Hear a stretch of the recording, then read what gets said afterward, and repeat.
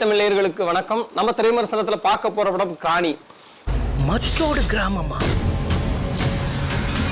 வீட்டுல சின்ன பிள்ளையெல்லாம் வச்சிருக்கீங்க, பாத்துருங்க. இந்த செடியை பத்தி சொல்ல முடியுமா? இன்றிலிருந்து 100 வருடம் கழித்து அந்த யுவகோர ஔஷத செடி தன் பூவை பூக்கும். அப்படி எதுவும் நடந்தா அது ஊருக்கு ஆபத்து. படத்துடைய போஸ்டர்ஸ் ட்ரெய்லர்ஸ் எல்லாம் ஒரு மாதிரியான ஒரு எதிர்பார்ப்பை கொடுத்தது. ஹாரர் த்ரில்லர் படம் அப்படிங்கிறத முன்னாடியே அவங்க சொல்லியிருந்தாங்க. ஸோ ஒரு ஹாரர் த்ரில்லர் பார்த்து ரொம்ப நாள் ஆச்சு. அப்படி தமிழ்ல ஒரு ஹாரர் த்ரில்லர் பார்த்து ரொம்ப நாள் ஆச்சு. அதுவும் வடிவேக்கரசியை முதன்மை கதாபாத்திரமா கொண்டு வந்த படத்தை எடுக்கப்பட்டிருக்கிறதுனால ஒரு சின்ன எதிர்பார்ப்பு படம் மேல இருந்துச்சு. ஏன்னா வடிவேக்கரசி அந்த காலத்துல அருணாச்சலம் படத்திலே அவங்களுடைய கொடூரமான முகத்தெல்லாம் நம்மளுக்கு காமிச்சிருந்தாங்க. ஸோ அதோடய நம்ம அந்த ஃபீலோட போய் உட்காரும்போது படம் என்ன மாதிரியான விஷயத்தை கொடுத்துச்சு அப்படின்னா, ஒரு கதையா வேற ஒண்ணு பண்ணியிருந்தாங்க. அந்த கதையில நிறைய நமக்கு ஒவ்வாமை இருந்தா கூட ஒரு வித்தியாசமான ஒரு விஷயம் ஒண்ணு இருந்துச்சு. அதில் எப்படின்னா 100 ஆண்டுகளுக்கு முன்னாடி 100 ஆண்டுகளுக்கு ஒரு முறை மட்டுமே ஒரு பூ பூக்கும். அந்த பூவோட சேர்த்து ஒரு 3 குழந்தைகளோட இதயத்தையும் வச்சு சாப்பிட்டா அவங்களுக்கு வாழ்க்கையில இளமை, மாறாத இளமை எப்போதுமே இருக்கும் அப்படின்ற மாதிரியான ஒரு தியரி இருக்கு. அதை ஒருத்தர் தன்னோட வாழ்க்கையில அப்ளை பண்ணி இளமையோட இருக்காரு. அதை தன்னோட மனைவிக்கும் கொடுக்கணும் அப்படின்னு நினைக்கிறாரு. அந்த மனைவி கிளவி ஆயிட்டாங்க, அவங்களுக்கு கொடுக்கணும்னு நினைக்கிறாரு. அந்த மனைவி யாருன்னா அவங்க தான் வடிவேக்கரசி. இவருடைய அந்த கொடூரமான அந்த கேட்கவே நமக்கு ஒரு மாதிரி கூசக்கூடிய அந்த பதறக்கூடிய இந்த விஷயத்த செய்யற வர ஊர் என்ன பண்ணுது, தீயை வச்சு கொளுத்திடுது.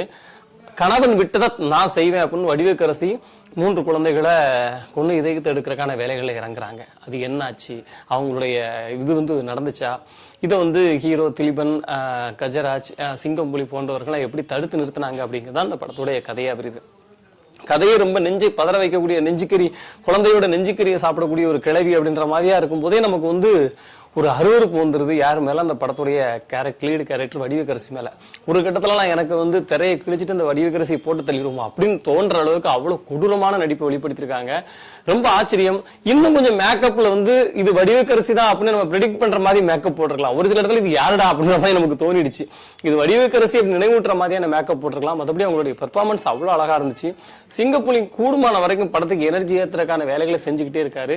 அந்த 2 குழந்தைகள், காது கேட்கும் திறனற்ற 2 குழந்தைகள் அற்புதமா நடிச்சிருக்காங்க. உணர்வுகளை நல்லா வெளிப்படுத்தியிருந்தாங்க. திலீபன் வழக்கம் போல தனக்கு என்ன கொடுக்கப்பட்டதோ அந்த மீட்டர் விட்டு விலகாம நடிச்சிருந்தாரு.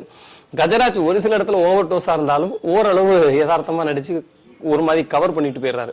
சின்ன சின்ன ஆர்டிஸ்ட் எல்லாம் படத்துல நிறைய இருக்காங்க. அங்கங்க போகும்போது தன்னுடைய இயல்பை ஓரளவு அவங்க தக்க வச்சுக்கிட்டே இருக்காங்க.